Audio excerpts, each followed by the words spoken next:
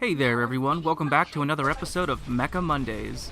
Now, unless you've been living under a rock for the past year, you've definitely heard of Overwatch. It's been one of the most anticipated games of the year, and it sure is a lot of fun to play. However, what does this have to do with Mecha Mondays? Well, if you've been playing the game, then you probably already know what I'm going to be talking about. And of course, I'm talking about the playable heroes D.Va and Bastion. I mean, just look at them, how could I not mention them on the show? I'll briefly go over each hero's backstory as well as some of their special moves in the game. So sit back, relax, and maybe learn something new as I dive into the world of Overwatch. D.Va is what happens when you give a Korean gamer girl a mech of her very own. Well, there's more to it than just that.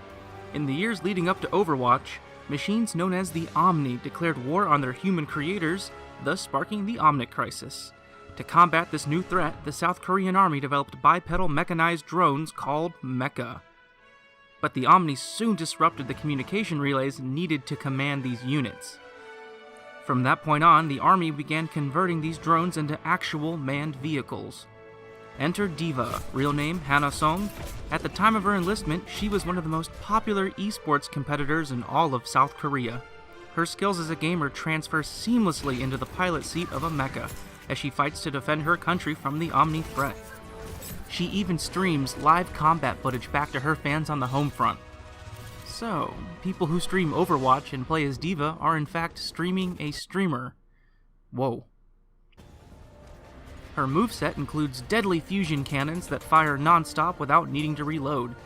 She can also use her mech's booster to temporarily fly and even deploy energy shields to defend players against oncoming projectiles.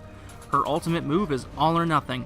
She jumps out and self-destructs her unit, causing enemies to either run in panic or die a fiery death. However, she'll then be forced to run around Zero Suit Samus style until she can redeploy another mech.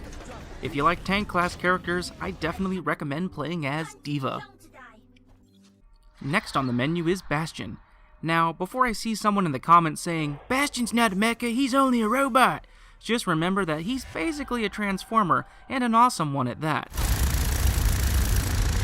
You don't mess around with Bastion.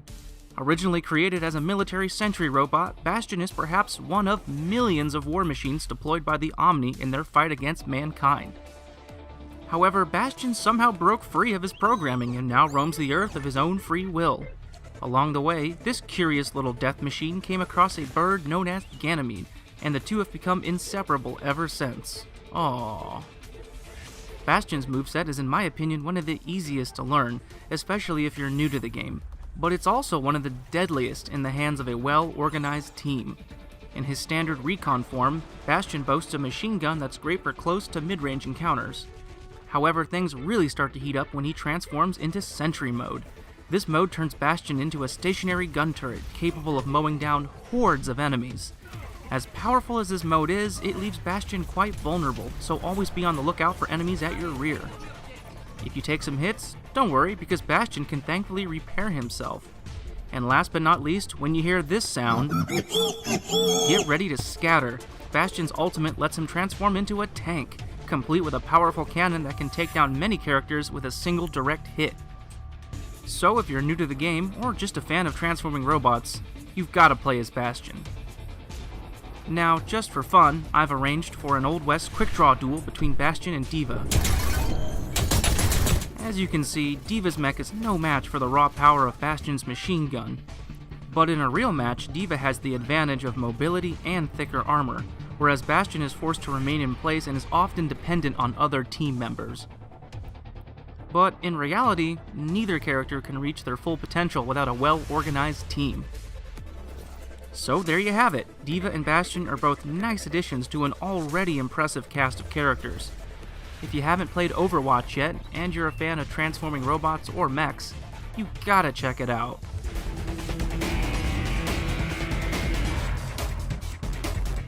Thanks for watching Mecha Mondays. If you like what you see, like, subscribe, and check out my channel for more giant robot goodness.